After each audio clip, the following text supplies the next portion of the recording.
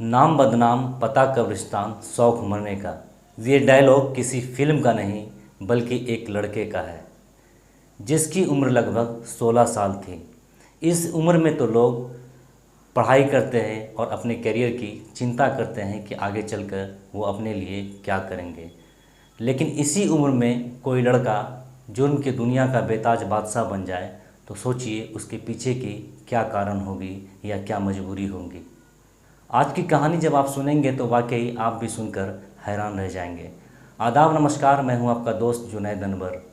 देश की राजधानी दिल्ली के भजनपुरा का एक 16 साल का लड़का जिसका नाम मोहम्मद समीर था।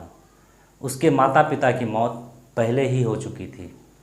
शायद उस लड़के का भी यही ख्वाब था कि वो पढ़ लिख कर एक अच्छा आदमी बन सके और वो अपनी ज़िंदगी में कुछ बेहतर कर सके। लेकिन उसकी ज़िंदगी एक फ़िल्म ने बदल कर रख दी। साल 2021 में वो एक फ़िल्म देख रहा था, विवेक ओबराय की शूट आउट लोखंड वाला। विवेक ओबराय का कैरेक्टर उस फिल्म में गैंगस्टर का था। विवेक ओबराय का नाम माया था और उसके गैंग का नाम मायापुरी। उस फिल्म को देखते देखते वो 16 साल का लड़का समीर तय कर लेता है कि अब उस फिल्म को अपनी ज़िंदगी में पूरी तरह हूबहू उतारेगा, और होता भी ऐसा ही है।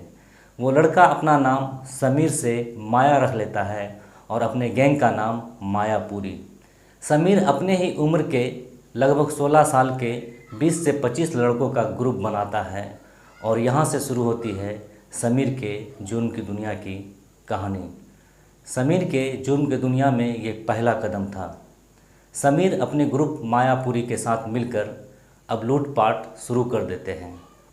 धीरे धीरे भजनपुरा में लोगों के बीच इस ग्रुप का खौफ इतना बढ़ता जा रहा था कि लोग इस ग्रुप का नाम लेने से भी कतराने लगे और ये मायापुरी गैंग लगातार लूटपाट जैसी घटनाओं को अंजाम दे रहे थे। इसका विरोध करने की हिम्मत ना तो किसी में थी और न ही इसका कोई शिकायत पुलिस में कर सकता था। उस गैंग के सदस्यों का जब भी मर्जी होता था तो वो किसी को लूट लेता था या किसी के साथ मारपीट किया करता था, या जब मर्जी करे वो आसमानी फायर कर निकल जाया करता था।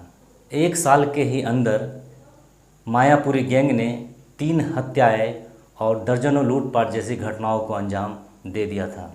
इस मायापुरी गैंग के मुखिया समीर समेत कई लोगों को पुलिस ने गिरफ्तार कर लिया, लेकिन नाबालिग होने का फ़ायदा कानूनन रूप से उन लोगों को मिल जाता था और वो जल्द रिहा होकर फिर से बाहर आ जाते थे।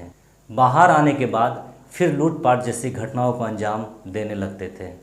साल 2023 में 20 फरवरी को जब मायापुरी गैंग अपने ही घर पर बैठकर पहले शराब पार्टी करती है और अपने घर से बाहर निकलती है, लेकिन उसकी मुलाकात अचानक एक अमेजन सेलर से हो जाती है। तभी उस ग्रुप का एक लड़का कहता है ग्रुप के मुखिया समीर को कि इस व्यक्ति ने मुझे एक थापड़ मारा था। इसलिए मायापुरी गैंग के सभी सदस्य उस व्यक्ति को मारपीट करने लगते हैं। तभी गैंग का मुखिया समीर, जिसका नाम माया था, वो अपनी कमर से पिस्टल निकालता है और धड़ाधड़ 3 गोली उस अमेजन सेलर के सीने पर मार देता है। उससे उस व्यक्ति की मौत हो जाती है। जब लोगों को पता चलता है कि अमेजन सेलर की हत्या मायापुरी गैंग के सदस्य ने की है तो लोग जमकर इसका विरोध करने लगते हैं और पुलिस प्रशासन से मांग करने लगते हैं कि मायापुरी गैंग के सभी सदस्यों को कड़ी से कड़ी सज़ा दी जाए। अब पुलिस के लिए भी बहुत बड़ा चैलेंज बन चुका था मायापुरी गैंग। पुलिस किसी तरह मायापुरी गैंग के सभी मेंबर को अरेस्ट कर लेती है और उसे जेल भेज देती है। लेकिन जब मायापुरी गैंग के मुखिया मोहम्मद समीर से पत्रकार ये पूछती है कि आखिर उसने जुर्म की दुनिया में कदम क्यों रखा, तभी उस गैंग का मुखिया समीर कहता है, मेरा इस दुनिया में कोई नहीं है, ना तो इस दुनिया में मेरी माँ है और ना मेरे पिता। मेरी सिर्फ एक बहन है। मैं उसे अच्छे से पढ़ाना चाहता हूँ, मैं उसे अच्छे से परवरिश करना चाह रहा था, इसलिए मैंने जुर्म की दुनिया को अपना लिया। अब सवाल ये है, पढ़ने लिखने की उम्र में ही समीर जुर्म की दुनिया का बेताज बादशाह बनकर अपने भविष्य को तो ख़राब कर ही लिया, साथ साथ वो अपनी बहन के भविष्य को भी ख़राब कर दिया, जिसके ख्वाब को लेकर वो जुर्म की दुनिया में कदम रखा था। वो उसकी बेहतर परवरिश करना चाहता है। इस कहानी में फ़िलहाल इतना ही। वीडियो को लाइक कर दीजिएगा, चैनल को सब्सक्राइब कर दीजिएगा ताकि आने वाले हर एक वीडियो का नोटिफिकेशन आपको मिलता रहे। शुक्रिया।